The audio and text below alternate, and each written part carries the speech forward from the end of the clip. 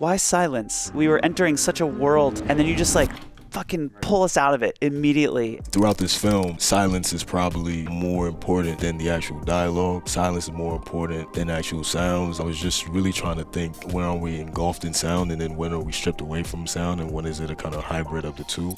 Okay, wait, maybe, God, that silence is so effective right here. Feels like the music's swelling, like entering the scene.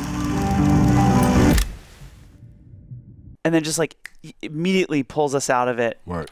Why silence? How are you, like, we were entering such a world there. Wow. And then you just like fucking pull us out of it immediately with this like really stark shot and that beautiful emotion of this music that's coming in. Just like,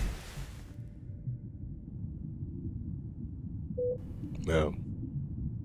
then you hear the beeping and it's just like, it's almost like what you're saying, maybe I'm wrong here, but it's almost like what you're saying is like this beautiful thing in our imaginations is kind of a dream. Is that what you were thinking?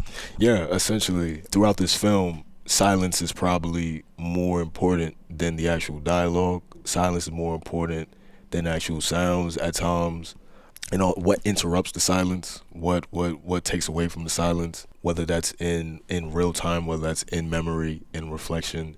I think that, yeah, the context of silence is extremely important. And so I think even just thinking about the sound design, I was just really trying to think strategically of like, when are we engulfed in sound, and then when are we stripped away from sound, and when is it a kind of hybrid of the two? And so the whole thing is scripted, right? Yes, sir. Yes, sir. Yeah, like this voiceover.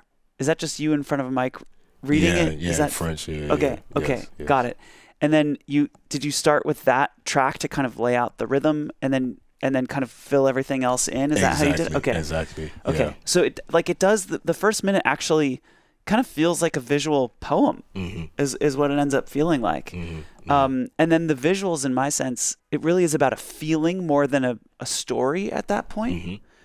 There's that like hospital monitor that we've all heard and Yeah. creates this like sense of dread. And that's kind of looped over these lyrics around like disappointing your father. And like Yeah. there is this very strong sense of anxiety and dread in that first minute in a Yeah. way that's like really evocative and effective. Thank you, man. A lot of stories, they don't take the shape of a linear structure. A lot of them are circular, they're triangular, they have asymptotes, they're sine waves. My writing in general has to start off with the permission to just spill. You can't try to curate too early in the process. Those are two different modes of the brain.